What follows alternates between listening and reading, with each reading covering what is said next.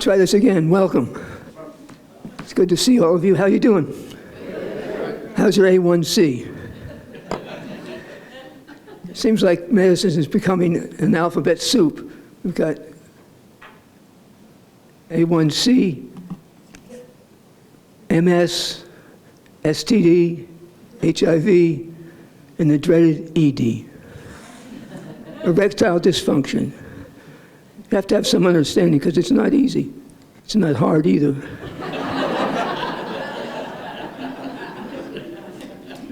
So a lot of drug commercials, a lot of them say, don't take this if you're allergic to it. Duh. Isn't that what allergic is about? If you took it before and it hurt you, don't take it again. Another thing that we worry about with medicine is all the side effects. There's just a lot of them, and they're all in small print. Some of them are pretty bizarre. Here's one, I hope. You may experience headaches, nausea, reduced immune response, death, blurred vision, increased sensitivity to life. Death, buried in the middle.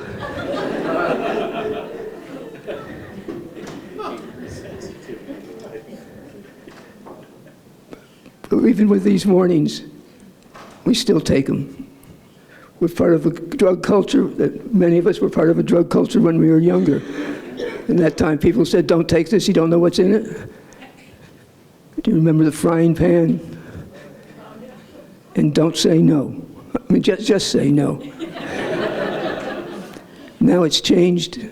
Big Pharma is our manufacturer, CVS is our dealer, and the slogan is, please take it, say yes. And we do, even though there's all the warnings. Are we the greatest generation or what? As some of you know, and some of you figured out, I have Parkinson's disease. I've joined the group of movers and shakers.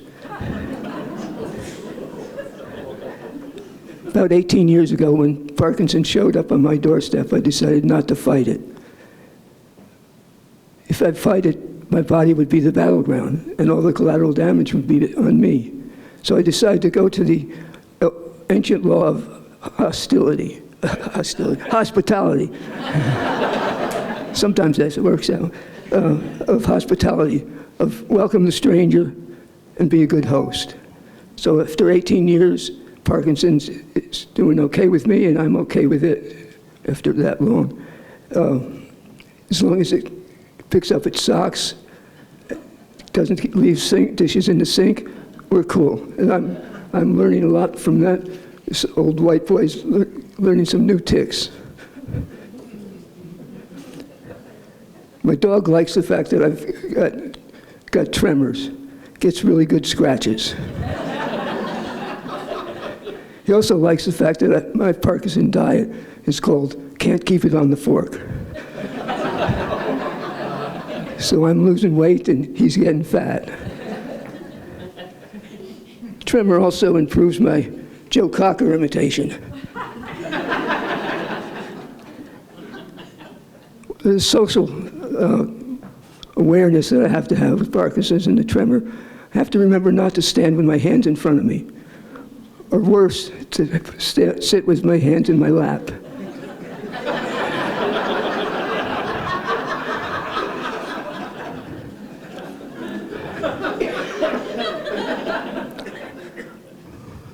One of the other things about Parkinson's is the mask. My face doesn't have much expression. My wife doesn't like it because she doesn't know exactly what's going on behind the mask. But it's great for poker. And it's good if you ever get to Final Jeopardy as well. Another one of the symptoms is a stiffness and a reduced range of motion. So if you want to laugh sometime, just watch me try and get out of my wife's sports car. It's like the Miata saying, don't go, don't go. One of the other difficult symptoms is everything gets real slow.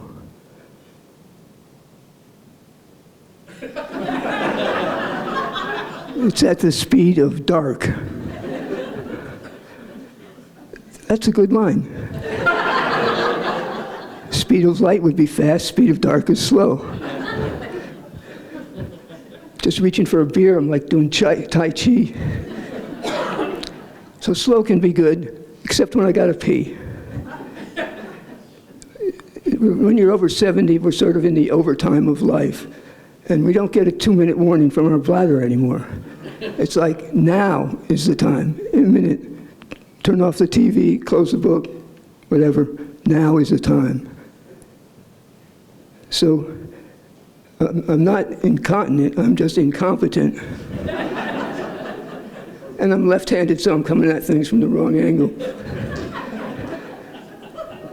But I found a tentative solution, that I could start the process on the way to the bathroom, and then when I got there, I'd be good to go.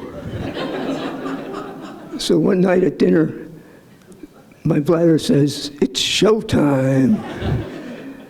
So I got up from the table, excused myself, went down the hall, and my wife yells, "Wait till you're at the end of the hall." And I turned to look, and I realized I never knew Chili's had a salad bar.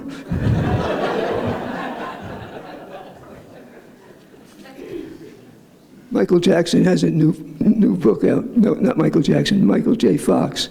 They're two very different guys. Michael Jackson is still trying to get into heaven by convincing St. Peter that he lived like a priest. Michael J. Fox's book is called Always Looking Up. This is me looking up. Or this way, that's how I finish a beer. Otherwise I don't get to the end of it. But Michael J. Fox's book is called Looking Up, which I don't think I can handle. I'll stick my neck out on that. But I could go for Head First as my memoir title. But there's some advantage to have the head down like this. My retirement income is picking up. Just last week I picked up $4 I never would have seen otherwise. Michael J. Fox would have never seen it. Like a lot of OLLI folks, I've had more than one career. My first career, I was a minister. Yeah, people who know me say, "God, you really have changed." I did the whole bit. I went to seminary, got an MDiv, Master of Divinity. God is divine, and I'm master of it. It's blasphemy. I got a degree in blasphemy.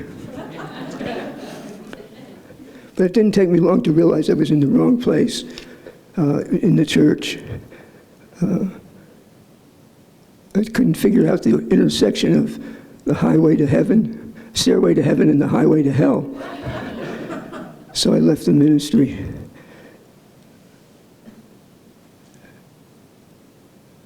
This is not my first time at doing this comedy. I've taken Randy's class a couple times. Well, actually more than a couple. I'm still trying to get it right. So I try to learn from other comics. I watch a lot of YouTube, watch the comics.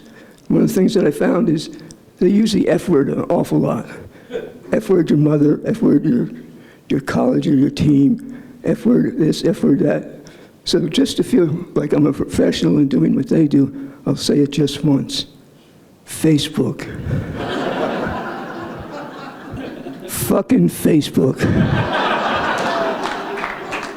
Thank you very much. Bill Petz, everybody.